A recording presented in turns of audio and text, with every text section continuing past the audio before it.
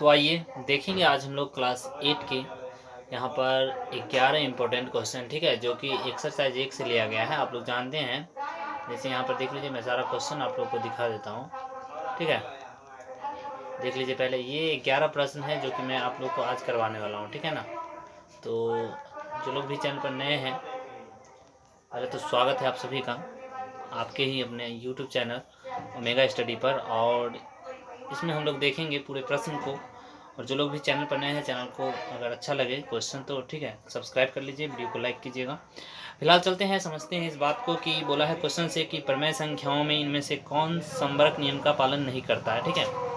देखिए, जब भी आपका ऐसा प्रश्न आता है कि संवर्ग नियम का पालन नहीं करता, तो मैंने आपको नियम सारा बताया, ठीक है। क्रम विनिमय नियम, योग का परिमेय नियम, योज्य प्रतिलोम, ठीक है, गुणन प्रतिलोम, ये सारे प्रश्न आप लोगों को करवाए गए हैं, ठीक है।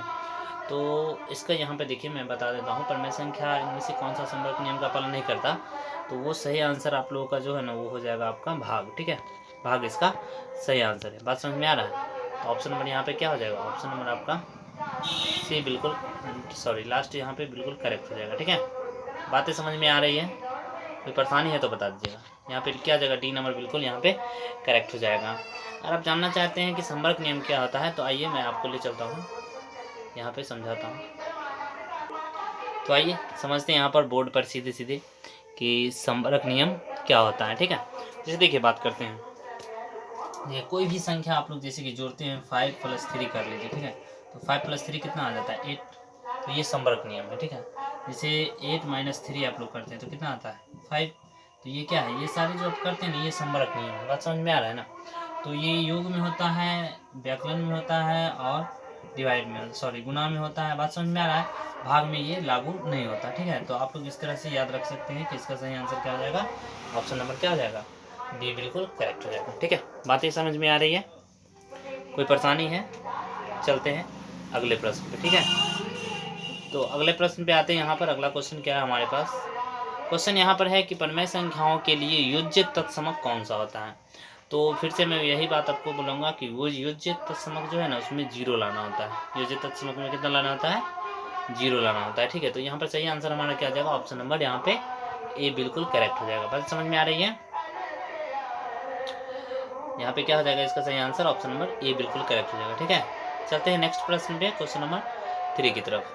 और यहाँ पर पूछा है कि प्रमेय संख्याओं के लिए गुणात्मक तत्समक क्या होता है। तो देखिए, गुणात्मक में हमें 1 लाना होता है। कितना लाना होता है? 1 लाना होता है, ठीक है। जैसे हम 4 कहें तो 4 का क्या हो जाएगा? यहाँ पे गुणात्मक प्रतिलोम 1/4 हो जाएगा, ठीक है। तब 4 से 4 कैंसिल हो जाएगा, तो कितना आ जाएगा हमारा सही आंसर?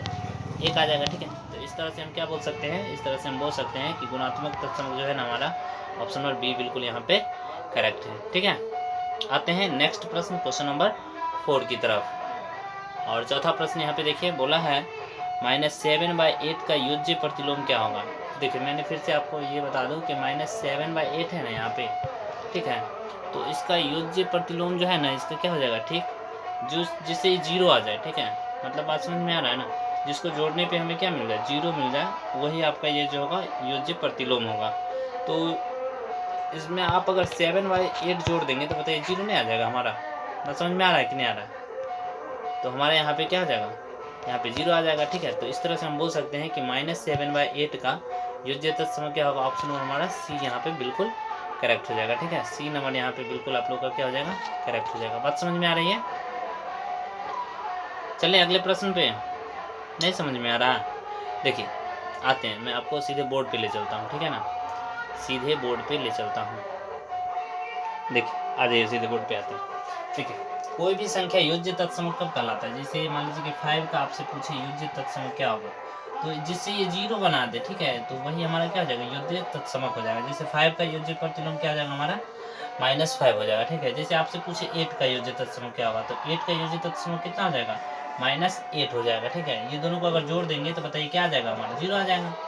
बातें समझ में आ रही है ना? तो इस तरह से योज्य तत्समक हम लोग ज्ञात कर सकते हैं। अगर बोले -5 का योज्य तत्समक क्या होगा, तो +5 हो जाएगा, ठीक है। इसी तरह से 7/8 आप लोगों से पूछा गया था, तो -7/8 हो जाता। अगर -7/8 पूछता तो हमसे क्या हो जाता? +7/8 हमारा यहाँ पे सही आंसर आ जाता, ठीक है। तो इस तरह से आप लोग ये प्रश्न कर सकते थे। बगल में हो रहा है भागवत कथा, इसलिए इतना शोरगुल हो रहा है, ठीक है।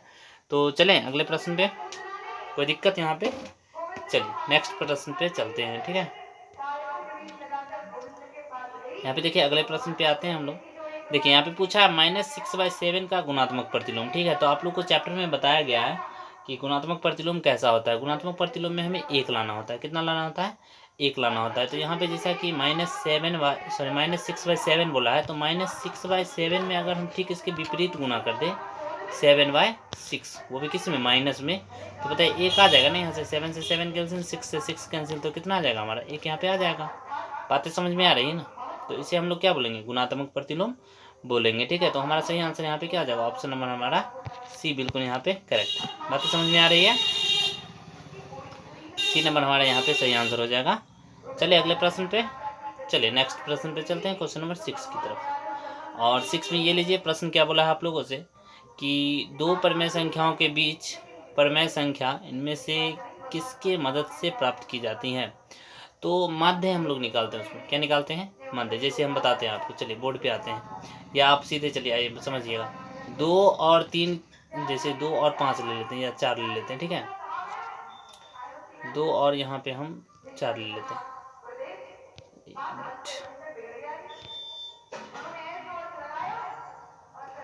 2 और किसके बीच? 4 के बीच। तो 2 और 4 के बीच कैसे निकलेगा? तो 2 + 4 करके और 2 से भाग लगा देंगे, तो यहाँ पे क्या आ जाएगा? 6/2। बात समझ में आ रहा है? 6/2 यानी कि क्या आ जाएगा हमारा? 3 यहाँ पे आ जाएगा, ठीक है। तो 3 हमारा सही आंसर हो जाएगा।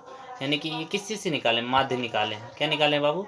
माध्य निकालें, ठीक है। तो इस तरह से आप लोग याद रखिएगा कि इसका सही आंसर क्या हो जाएगा? इसका सही आंसर हो जाएगा माध्य, यानी कि ऑप्शन नंबर क्या हो जाएगा? ए बिल्कुल सही हो जाएगा, ठीक है।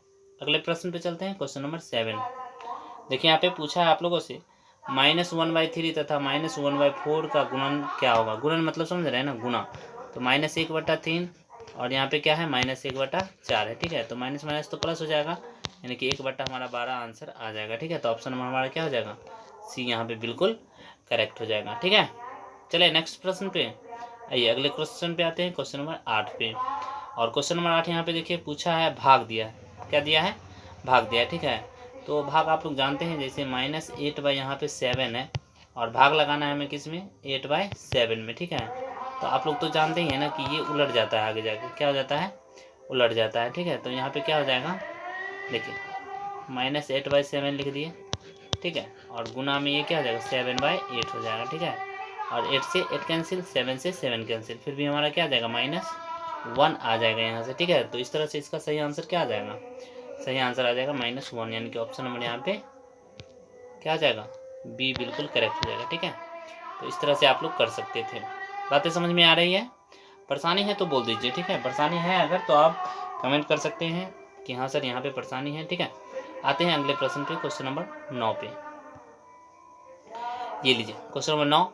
आइए इसको हम बोर्ड पे समझते हैं, या यहाँ भी आप समझ सकते हैं, कोई ज़्यादा बड़ा है नहीं, ठीक है ना। तो यहाँ यहीं पे समझ लीजिए आप लोग, ठीक है ना। यहीं पे समझ लीजिए एक बार। देखिए 4/5 है, 4/5 इंटू 1/2 प्लस 4/5 इंटू 1/2 है नहीं।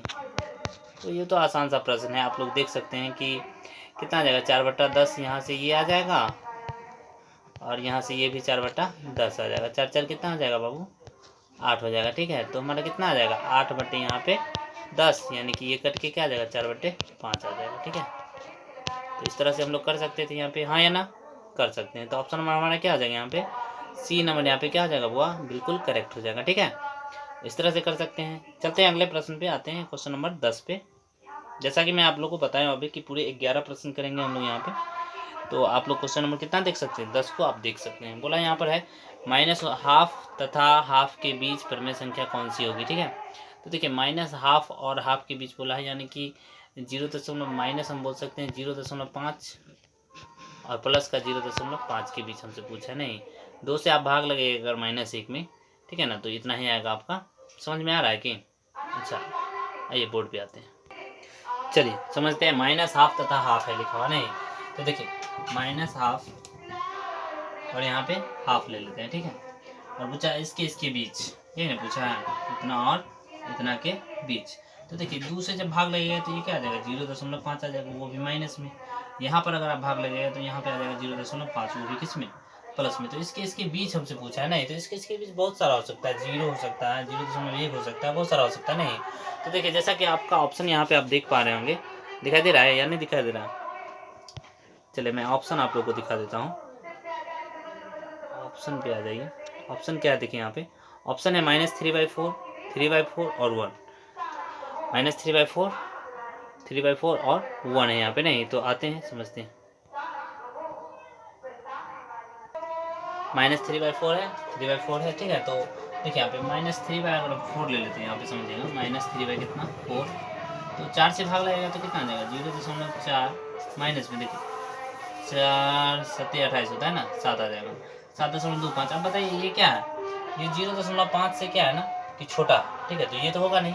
अब 3/4 की अगर बात करें तो 3/4 भी क्या आ जाएगा बताइए, 3/4 भी हमारा क्या आ जाएगा 0.725 आ जाएगा, ठीक है। बातें समझ में आ रही है ना। तो देखिए ये क्या है, ये 0 से बड़ा और 0.5 से बड़ा और 0.5 से क्या है छोटा है, बीच में। बातें समझ में आ रही है ना। 0.5 से छोटा नहीं है, ओ सॉरी बड़ा है, बड़ा है ना, बड़ा है। तो बोला हमसे कि इसमें से कौन सा आ जाएगा, ठीक है। तो एक मिनट बात करते हैं यहाँ पे, समझिएगा। ये इससे क्या है छोटा है, ठीक है। तो हमारा आंसर ना ऑप्शन नंबर ए ही होगा, ठीक है। बी तो हो नहीं सकता। देखिए 0.5 से क्या है बड़ा है, 0.5 से बड़ा है ना 0.7, और 0.5 से ये छोटा है नहीं। तो इससे क्या लेना है, इससे बड़ा लेना है ना बाबू। तो ये भी नहीं होगा, सॉरी ये भी नहीं हो सकता है। ये कैसे होगा, ये 0.5 है और ये 0.7 है माइनस में नहीं। तो ये तो क्या हो गया, ये तो पीछे चला जाएगा ना। बात समझ में आ रहा है। ये भी नहीं होगा, पहला ऑप्शन भी नहीं होगा हमारा, और सी ऑप्शन भी, सॉरी जो आपका ऑप्शन नंबर है बी और सी, ये दोनों सॉरी ए और बी नहीं हो पाएगा, ठीक है। तो सी नंबर हमारा क्या है, एक। तो एक तो इसे भी नहीं है इसके बीच में, तो ये भी नहीं होगा। यानी कि ऑप्शन नंबर लास्ट हमारा क्या आ जाएगा, बिल्कुल सही आंसर आ जाएगा, ठीक है। लास्ट हमारा यहाँ पे क्या होगा, सही आंसर आ जाएगा, ठीक है। तो इस तरह से आप लास्ट आंसर इसका कर सकते हैं, इनमें से कोई नहीं, ठीक है। इसका सही आंसर क्या आ जाएगा बुआ, इसका सही आंसर है आपका इनमें से कोई नहीं, ठीक है। इनमें से कोई नहीं इसका सही आंसर हो जाएगा। बातें समझ में आ रही, कोई दिक्कत? देखिए यहाँ पे आप लोग को बताया गया ना कि किस तरह से यहाँ पे सही आंसर आ जाएगा, ठीक है। तो इस तरह से आपको रखना है। बातें समझ में आ रही है? चलिए अगले प्रश्न पे, चलिए अगले प्रश्न पे, चलिए लास्ट प्रश्न पे आते हैं बुआ, क्वेश्चन नंबर 11 पे। और बोला यहाँ पर है ऋणात्मक परिमेय संख्या का गुणन प्रतिलोम क्या होगा, ठीक है। ध्यान दीजिएगा, ऋणात्मक पर जैसे ऋणात्मक परिमेय संख्या बोला है उसका गुणन प्रतिलोम पूछा नहीं। तो ऋणात्मक को ऋणात्मक से गुणा करवाएंगे तब ना बुआ धनात्मक आएगा। जैसे -1 है, इसका गुणा अगर -1 से करवाएंगे तभी हमारा +1 देगा। बात समझ में आ रहा है ना। तो हमारे यहाँ पे अगर आप देखिएगा तो आपको लगेगा कि यहाँ पे -1 का गुना -1 से करवाया गया तो 1 आया, ठीक है। यानी कि ऋणात्मक संख्या का गुना ऋणात्मक संख्या से होने के बाद हमें धनात्मक देगा। तो इस तरह से इसका सही आंसर क्या हो जाएगा बुआ, इसका सही आंसर हो जाएगा आपका ऋणात्मक संख्या, ठीक है। ऑप्शन नंबर यहाँ पे बी बिल्कुल करेक्ट हो जाएगा, ठीक है। तो हम लोगों ने यहाँ पर 11 प्रश्न किया। एक बार फिर से मैं रिवीजन करवा देता हूँ आपका। 11 का आंसर बी होगा, ठीक है ना। 9 और 10 का आंसर क्या होगा, लास्ट होगा। इसके बाद हम बता दें आपका 9 का आंसर क्या होगा, सी होगा, ठीक है। इसके बाद 8 का आंसर क्या होगा, बी होगा।